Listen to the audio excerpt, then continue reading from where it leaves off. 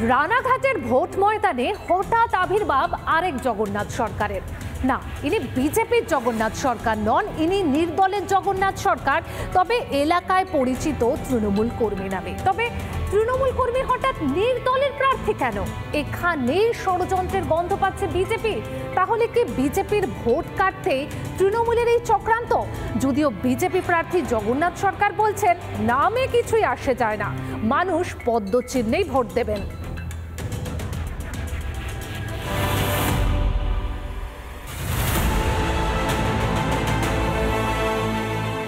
রানাঘাটে এবার জোড়া জগন্নাথ। লোকসভা ভোটে লড়ছেন দুই জগন্নাথ সরকার। অবাক হচ্ছেন রানাঘাটের বিজেপি প্রার্থী জগন্নাথ সরকার। বিজেপি সাংসদের মুখ সকলের চেনা। দেওয়াল লিখন থেকে ভোটের প্রচার, প্রার্থী সবই করছেন জোর কদমে। কিন্তু লোকচক্ষুর আড়ালে রয়েছেন আরেক জগন্নাথ সরকারও। এই রানাঘাটেই ভোটে লড়ছেন তিনি, তবে নির্দল প্রার্থী হয়ে। জগন্নাথ দা আমার কাছে কাজ করেন। কি নাম ওনার?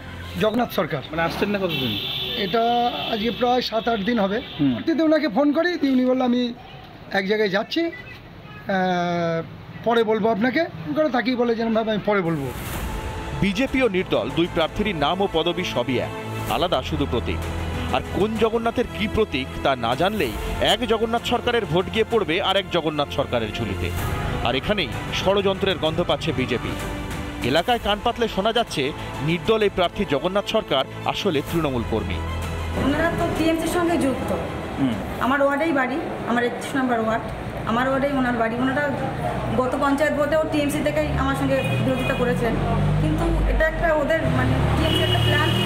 এই প্ল্যান করে ওরা আমাদের সাংসদ জগন্নাথ সরকারকে কোনো ক্ষতি করতে পারবে না, কারণ মানুষ আমাদের সিম্বলকে দেখে ভোট দেবে। তাহলে কি বিজেপির ভোট কাটতেই তৃণমূলের এই চক্রান্ত? যদিও বিজেপি প্রার্থী জগন্নাথ সরকার বলছেন নামে কিছুই আসে যায় না, মানুষ পদ্মচিহ্নেই ভোট দেবে। তৃণমূলের এটাও একটা নোংরা খেলা। সে তৃণমূলের সমর্থক, তাকে টাকা দিয়ে সেটিং করা হয়েছে ড্যামি ক্যান্ডিডেট সেম নামে যদি দাঁড়ায়, তাহলে যদি জগন্নাথ সরকারের কিছু ভোট কাটা যায়, তার জন্য এক নতুন নোংরামি খেলা। কিন্তু এতে কাজ হবে না। পদ্মফুল চিহ্নেই সবাই ভোট দেয়, মোদিজির প্রতীক, নাম দিয়ে কিছু এসে যায় না। তৃণমূলের অবশ্য দাবি নির্দল জগন্নাথ সরকারের সঙ্গে নাকি তাদের কোনো যোগই নেই। আমাদের সঙ্গে কারো যোগাযোগ নেই। যে কেউ দাঁড়াতে পারেন, যে কেউ ইলেকশন লড়তে পারেন, সেটা নির্বাচন কমিশন এবং যে দাঁড়িয়েছেন তাদের বিষয়। পাড়ার গলি থেকে চায়ের দোকান, বাজার থেকে চাষের মাঠ, সর্বত্র এখন এই জোড়া জগন্নাথ আলোচনার কেন্দ্রে। যদিও শেষ হাসি বিজেপির জগন্নাথ সরকারই হাসবেন, এমনটাই বদ্ধমূল ধারণা রানাঘাটবাসী। পলাশ মণ্ডলের রিপোর্ট, রিপাবলিক বাংলা।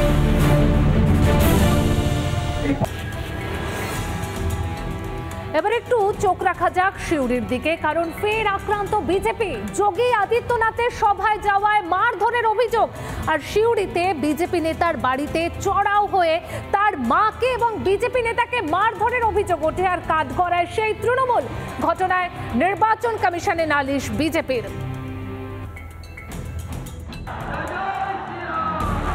সিউড়িতে যোগী আদিত্যনাথের সভায় যাওয়ার চেয়ে বিজেপি নেতার বাড়িতে চড়াও হয়ে মারধরের অভিযোগ তৃণমূলের বিরুদ্ধে। ঘটনাটি ঘটেছে সিউড়ি থানার গাংটে গ্রামে। পুলিশ খবর পেয়ে গ্রামে যায়, আহত দুজনকে উদ্ধার করে হাসপাতালে ভর্তি করে। আহত বিজেপি কর্মী মিলন বেদে এবং তার মা সিউড়ি সুপার স্পেশালিটি হাসপাতালে চিকিৎসাধীন। কালকে এখানে একটা সভা ছিল যোগী আদিত্যনাথের।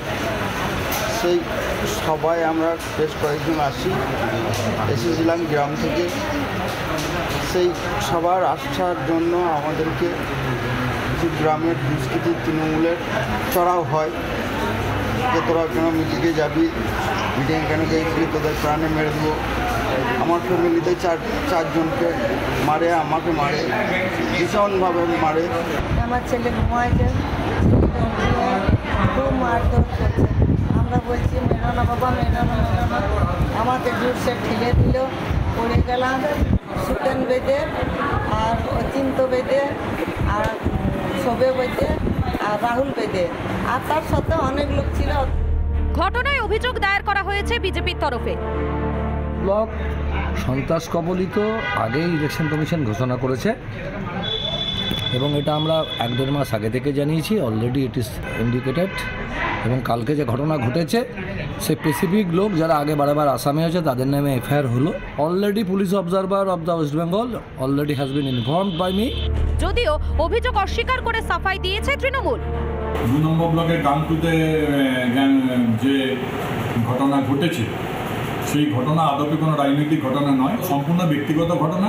কেউ যদি গায়ে লেগে পড়ে কোনো মন্তব্য করে নিয়ে ঝগড়া করে থাকে তাই দায় বা দায়িত্ব কিন্তু কোনোটাই পার্টির নয়, এর সঙ্গে পার্টির কোনো সংযোগ নেই।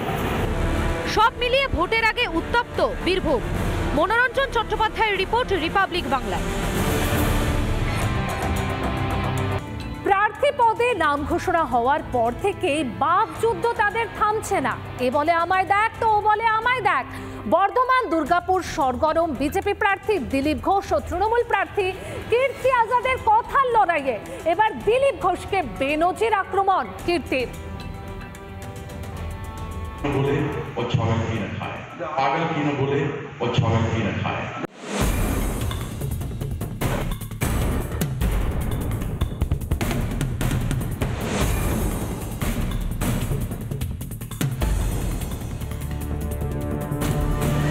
দিলীপ ঘোষকে বেনজির আক্রমণ বর্ধমান দুর্গাপুরে তৃণমূলের প্রার্থী কীর্তি আজাদে।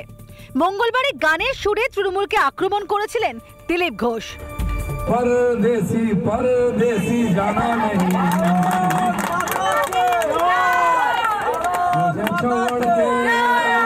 मुझे छोड़ के टीएमसी এই গানটা গাইবে 13 তারিখে পরে। আর দিলীপ ঘোষের এই গান গাওয়া নিয়ে কটাক্ষ করতে ছাড়লেন না কীর্তি আজাদ। देखिए, हम पागल लोगों के बारे में बात नहीं करते। पागल लोग कुछ कुछ हो गए हैं। इस बंगाल के ऊपर वकील भंडार खा के सुअर का चर्बी चढ़ गया है। तो चाहेंगे आपके माध्यम से नरेंद्र मोदी जी को कहेंगे कि उनका थोड़ा ये इसका इलाज करवा दें, नहीं तो तृणमूल के कर्मी मिल करके चंदा इकट्ठा करके उनका इलाज करवा दें। নমিনেশন জমা দেওয়ার দিন ত্রিশূল হাতে দেখা গিয়েছিল বিজেপি প্রার্থী দিলীপ ঘোষকে। আবার হনুমান জয়ন্তীর দিন কাঁধে তুলে নিয়েছিলেন গদা। আর দিলীপ ঘোষের এই রূপ নিয়েও দেদার আক্রমণ কীর্তি আজাদের। हमारा गदा, हमारा त्रिशूल मंदिर में स्वच्छ, साफ और पवित्र रहना चाहिए। उसको खराब नहीं, उसको अपवित्र नहीं करना चाहिए। বিরোধীদের এত কটাক্ষের পরও মানুষের আপদে বিপদে পাশে থাকতে দেখা গেল বিজেপি প্রার্থী দিলীপ ঘোষকে। সদ্য মাকে হারিয়েছেন বর্ধমান জেলা কংগ্রেস সভাপতি দেবেশ চক্রবর্তী। তার সঙ্গে সৌজন্য সাক্ষাৎ করতে দেখা গেল দিলীপ ঘোষ ও বিজেপি বিধায়ক লক্ষণ ঘড়ইকে। যতই বিতর্ক হোক, যতই শাসক দল আক্রমণ শানাক, দিলীপ ঘোষ আছেন স্বমহিমাতেই। রমেন মজুমদারের রিপোর্ট, রিপাবলিক বাংলা।